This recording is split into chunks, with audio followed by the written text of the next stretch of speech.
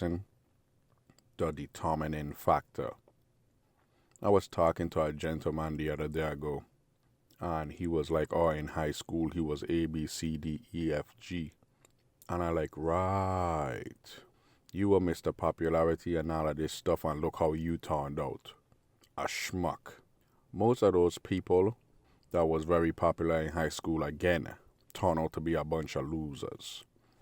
But remember, high school ain't reality. Again, when you hit college, it's somewhat of a reality because you got to pay for it. But then when you hit the real world, you really see how popular you are.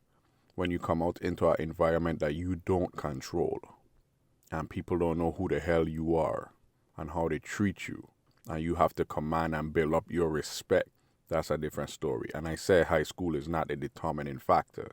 It can give you little glimpses into who you're going to be. But that also stems from the parenting that you have or had growing up.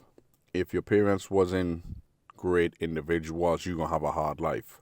If your parents was very stern and walked the path of the shinobi, and they instill that in you, it's going to take a while for the tree to grow, but eventually the tree going to grow, and you're going to become an outstanding individual, not a schmuck or a schmuckette.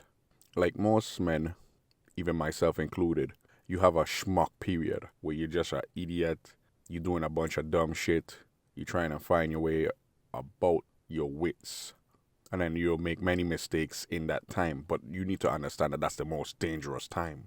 Children out of wedlock, child support, unworthy people, a bunch of consumer debt, and whatever you want to insert here, you're more likely to fall into those times in your schmuck phase. Some people get out to the schmuck phase faster than others, and some stay in it for the rest of their life. But that's on them. You have a chance to turn it around.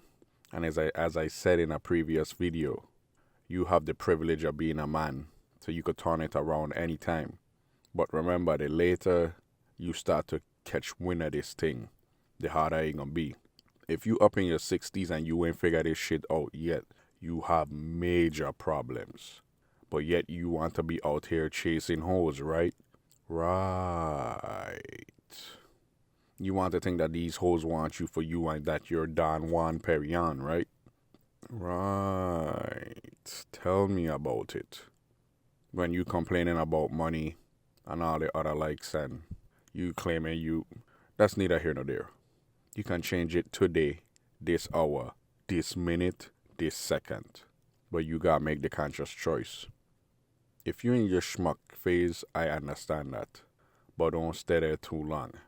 Make sure that you have and you're doing something to get out of that schmuck phase as quickly as possible.